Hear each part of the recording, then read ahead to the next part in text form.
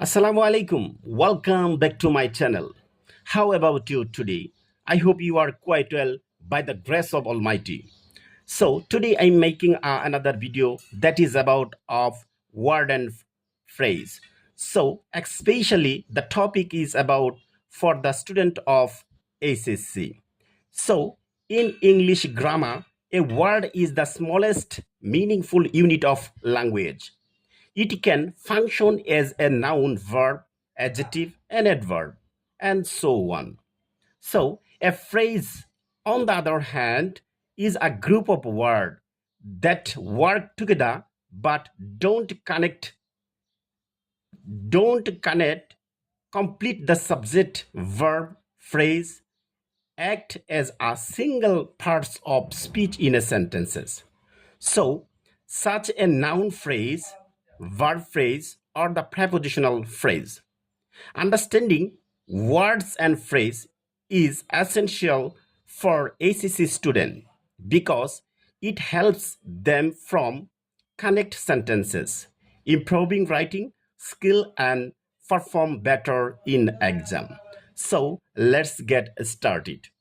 Hello viewers, আজকে আমি আপনাদের মাঝে এইচএসসির ওয়ার্ড অ্যান্ড ফ্রেজের একটি গুরুত্বপূর্ণ গ্রামার নিয়ে আপনাদের সামনে উপস্থিত হলাম। এটি খুবই একটি গুরুত্বপূর্ণ গ্রামার এবং সহজ। আপনারা যদি রুলগুলো একটু ফলো করেন, বেসিক্যালি বরাবরের মতোই আমি আমার শিট থেকে আমি আবার এই ক্লাসটা আপনাদের মাঝে নিচ্ছি। এই এসএসসি স্টুডেন্ট যারা আছেন, আমার এই শিটটা যদি ফলো করেন এবং বাসায় যদি আপনাদের বই থেকে প্র্যাকটিস করেন এই রুল অনুসারে, তাহলে আপনারা ইজিলি ওয়ার্ড অ্যান্ড ফ্রেজ থেকে 5-এ 5 নাম্বার পাবেন, তাতে কোনো সন্দেহ নেই। সো শুরু করা যাক।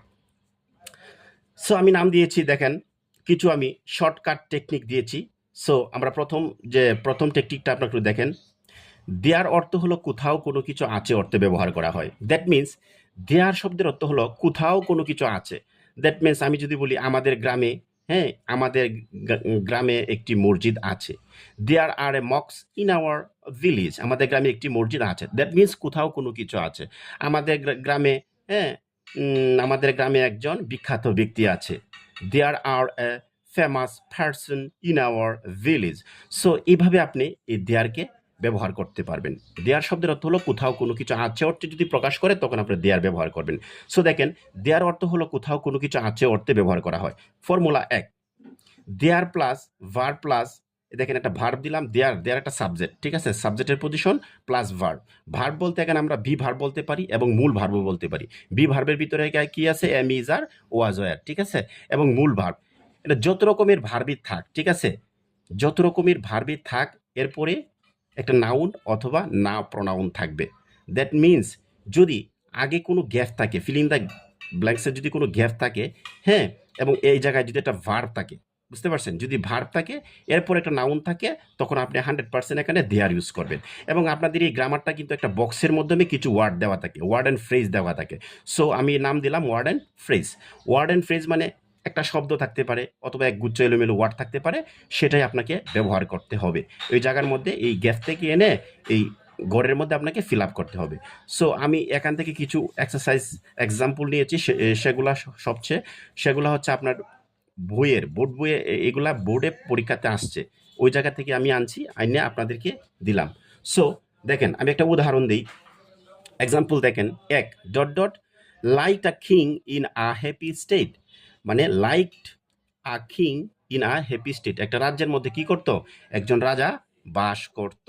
সো এই যে দেখেন লাইকড,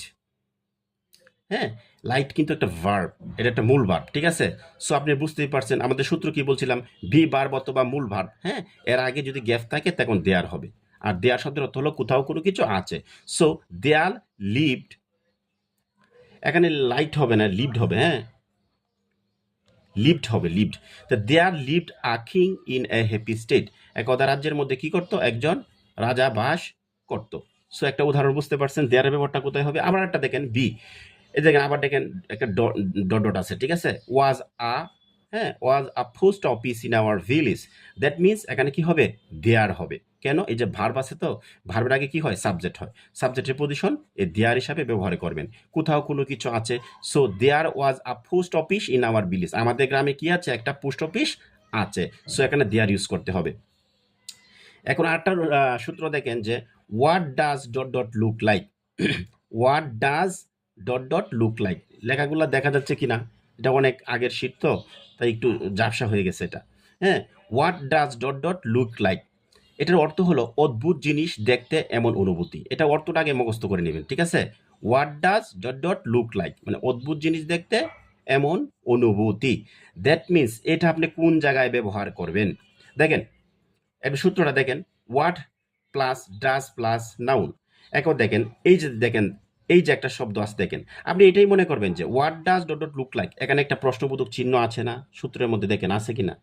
যদি এরকম থাকে একটা সূত্রের মধ্যে প্রশ্নবোধক চিহ্ন থাকে, দেখেন এনো দুইটা গ্যাপ আছে, দেখেন এই যে একটা গ্যাপ এবং এই যে একটা গ্যাপ আছে, ঠিক আছে? আর আমরা দিয়েছি কি what does dot dot look like, এখানেও কিন্তু দুইটা, হ্যাঁ দুইটা আছে এবং প্রশ্নবোধক আছে। টেকনিক হলো দুইটা যদি থাকে, দুইটা গ্যাপ থাকে, তাহলে আপনি এই what does dot dot look like এই সেন্টেন্সটা এখানে বসায় দিবেন, তাহলে আপনার আনসার হয়ে যাবে। এটা শর্টকাট নিয়ম আর কি। দুইটা গ্যাপ থাকলে যদি এটাও একটা এটাও একটা, তাহলে দুই গ্যাপে বসে যাবে। তাহলে আনসার আলটিমেটলি কি হলো, হোয়াট ডাজ, ঠিক আছে, জেইন্ট লুক লাইক, অদ্ভুত মানে জেন্ট মানে কি, এটা অদ্ভুত জিনিস দেখতে আপনাকে কেমন, ভূতকে দেখতে আমরা কিরকম, দৈত্যকে দেখতে আমরা কিরকম মনে হয়, এরকম সেন্সে ব্যবহার করা হয়েছে। 3 নাম্বার উল্টা দেখেন, লেট অ্যালোন। লেট অ্যালোন শব্দের অর্থ হলো কোনো, লেট অ্যালোন মানে কোনো কিছু ভাবা যায় না বা কল্পনা করা যায় না বা চিন্তা করা যায় না, এরকম অর্থে লেট অ্যালোন শব্দটা ব্যবহার করা হয়। সো কোনো দূরের কথা বা কোনো কিছু চিন্তা বা ভাবা করা যায় না। মনে করেন সাপোজ সে পরীক্ষাতে পাসই করতে পারবে না, সে চিন্তা করে সে গ্রেড পাবে। সে পরীক্ষাতে এ প্লাসই পাবে না, সে চিন্তা করে সে গোল্ডেন এ প্লাস পেয়ে যাবে। এরকম সেন্সে যখন কোনো সেন্টেন্স বসবে তখন আপনি কি করবেন, 100% লেট অ্যালোন শব্দটা ব্যবহার করবেন। লেট অ্যালোন শব্দের অর্থ হলো কোনো কিছু ভাবা যায় না বা চিন্তা করা যায় না। এখন দেখেন একটু ফর্মুলাটা দেখেন, তুলনামূলকভাবে বড় বস্তু বোঝাবে বা তুলনামূলকভাবে ছোট বস্তু বোঝাবে এবং একটা কমা থাকবে, এই কমাটাও থাকবে, একটু ফলো করবেন, ঠিক আছে? সো দেখেন লেট অ্যালোন ডট ডট তুলনামূলকভাবে ছোট বস্তু, তুলনামূলকভাবে বড় বস্তু। এখন একটা উদাহরণ দেখেন, হি ক্যান নট অ্যাকসেপ্ট সিগারেট, দেখেন সে সিগারেটে প্রত্যাশা করতে পারে না, তাহলে এ প্লাস আছে, যেটা কমা আছে দেখছেন, এটা কমা, এই যে সূত্রতে বলছিলাম কমা থাকবে, তো এ প্লাস সে কিভাবে পাবে, এই সেন্সে আপনি সবসময় লেট অ্যালোন ব্যবহার করবেন। তাহলে he can not, he can not expect cigarette, সিগারেটে প্রত্যাশা করতে পারে না, আবার লেট অ্যালোং এ প্লাস কিভাবে পাবে, এই সেন্সে আপনি লেট অ্যালোং ব্যবহার করবেন। সো নেক্সট দেখেন 4, as soon as. As soon as আপনি এই শব্দের এটা অর্থ হলো আপনার একটা ফ্রেজ, ঠিক আছে? এটা হলো যেতে না যেতে, আসতে না আসতে, নো সোনার হেডের মতো, ঠিক আছে? হ্যাঁ, হতে না হতে, no sooner head, as soon as, যেতে না যেতে, খাইতে না খাইতে, পড়তে না পড়তে, বলতে না বলতে, এই সেন্সে আপনি অ্যাজ সুন এজ ব্যবহার করবেন, হতে না হতে বা গড়তে না গড়তে। উদাহরণ কি, অ্যাজ সুন এজ, প্রথমে ফর্মুলাটা দেখেন, as soon as plus first sentence plus এখানে কি সেকেন্ড সেন্টেন্স ব্যবহার করবেন। যেমন একটা উদাহরণ দেখেন, ফার্স্ট সেন্টেন্সে মানে ফার্স্ট সেন্টেন্সে প্রথম সেন্টেন্সে পাস্ট ইনডিফিনিট টেন্স, আর অ্যাজ সুন অ্যাজ থাকবে সেকেন্ড, মানে সেকেন্ড সেন্টেন্স থাকবে first perfect tense. That means আপনি এভাবেই মনে রাখতে পারেন যে অ্যাজ সুন এজ এর আগে যদি পাস্ট ইনডিফিনিট টেন্সে বাক্যটা থাকে, দ্যাট মিনস সাবজেক্টের পরে যদি বার্বের বি টু বা পাস্ট টেন্সে থাকে, তখন আপনি পরবর্তীটি ফার্স্ট পারফেক্ট টেন্সে নিয়ে যাবেন। সো পাস্ট পারফেক্ট টেন্সের স্ট্রাকচার কি, সাবজেক্ট প্লাস হেড প্লাস বার্বের 3 নাম্বার প্লাস অবজেক্ট, ঠিক আছে? মূল বার্বের পাস্ট পার্টিসিপল প্লাস অবজেক্ট, এটা হলো পাস্ট পারফেক্ট টেন্স। আর আপনাকে টেন্সটাও একটু ভালো করে জানতে হবে, আশা করি আপনারা টেন্স সবাই জানেন। হুম, সো যদি টেন্সটা আবার না জানেন, যে পাস্ট পারফেক্ট টেন্সের স্ট্রাকচারই না বলতে পারেন, তাহলে কিন্তু আবার এটা আপনারা করতে পারবেন না। এটা মনে রাখবেন যে অ্যাজ সুন এজ এর আগে যদি পাস্ট ইনডিফিনিট টেন্স থাকে, পরেরটা হবে পাস্ট পারফেক্ট টেন্স, ঠিক আছে? একটা উদাহরণ দেখেন, as soon as dot dot plus possible, কি উদাহরণটা দেখেন, উই ক্যান্সেল দ্য প্রোগ্রাম, আমরা প্রোগ্রামটা কি করলাম, ক্যান্সেল করলাম। হ্যাঁ, ইট হ্যাড রেন, বৃষ্টি হয়েছিল বিধায় আমরা এই মানে প্রোগ্রামটা কি করলাম, ক্যান্সেল করলাম। এখন একটা ফলো করেন তো, এই গ্যাপ আছে মাঝখানে, ঠিক আছে? গ্যাপ থাকার ফলে আপনি ফলো করেন, দেখেন তো ওই অংশটা কোন টেন্সে পড়ছে, অবশ্যই পাস্ট পারফেক্ট টেন্সে পড়ছে, কারণ হ্যাঁ সাবজেক্টের পরে হেডের পরে বারবার পাস্ট পার্টিসিপল, দ্যাট মিনস এটা পাস্ট পারফেক্ট টেন্সে পড়ছে। সো আমরা সূত্র দিয়েছিলাম কি, যদি অ্যাজ সুন এজ এর দুইটা ক্লজ থাকবে, এই ক্লজটা যদি পাস্ট পারফেক্ট টেন্সে থাকে, তার আগেরটা পাস্ট ইনডিফিনিট টেন্স হবে।